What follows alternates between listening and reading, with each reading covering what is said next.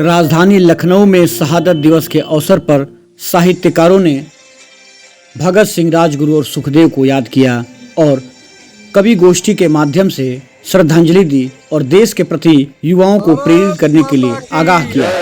भारत माता की जय, वंदे मातरम, इंकलाब जिंदाबाद, इंकलाब जिंदाबाद, इंकलाब जिंदाबाद, इंकलाब जिंदाबाद, इंकलाब जिंदाबाद।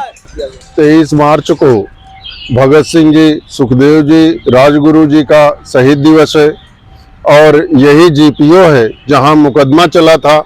यहीं पर भगत सिंह जी लोग आते थे, सारे क्रांतिकारी आते थे और ये शिलापट है, उस पर लिखा हुआ है कि किसको मृत्युदंड मिला, किसको आजीवन कारावास मिला, किसको 10 वर्ष की सजा मिली, किसको 2 वर्ष की सजा मिली। हम लोग खत्री जी के साथ बैठते थे। अभी इस वर्ष उनका देहावसान हुआ, श्री उदय खत्री जी, उनके पिताजी भगत सिंह जी के साथ उसमें सजा उनको हुई थी।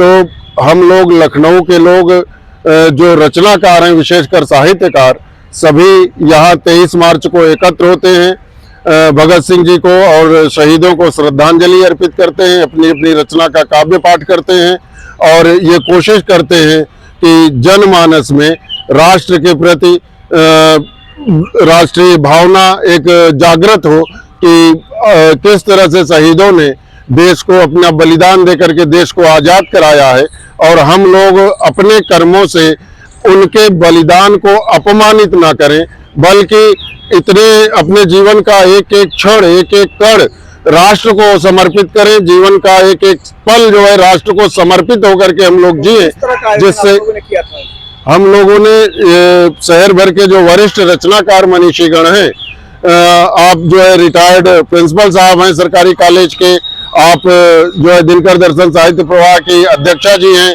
आप श्री भ्रमर बेसवारी जी हैं, श्री निडर जी हैं, श्री संजय मिश्रा रजोल जी, जो स्वयं में भगत सिंह जी का जो है एक पुस्तक इन्होंने अमर शहीद भगत सिंह जी का रचना की है, श्री शशि नारायण त्रिपाठी जी हैं, श्री अरविंद रस्तोगी जी जिन्होंने संचालन किया, श्री मनमोहन बाराकोटी जी, श्री हर्ष लखनवी जी, सभी बहुत श्रेष्ठ शिखर के रचनाकार हैं और मैं इन सब का सिपाही हूँ। शरद मिश्रा सिंधु के नाम से मैं आग्रह करता हूँ और ये लोग बहुत कृपा पूर्वक इस तरह के कार्यक्रमों में काकोरी स्थल तक भी जाते हैं हम लोग, जब जो है कोई विशेष आयोजन होता है, और इसी तरह शहीदों को याद करते हैं कि और उन्हें श्रद्धा सुमन अर्पित करते हैं। मौजूदा समय में भगत सिंह कितने प्रासंगिक हैं, युवा हैं, उनको किस तरह से अब ले रहे हैं? मौजूदा समय में भगत सिंह जी ही प्रासंगिक है।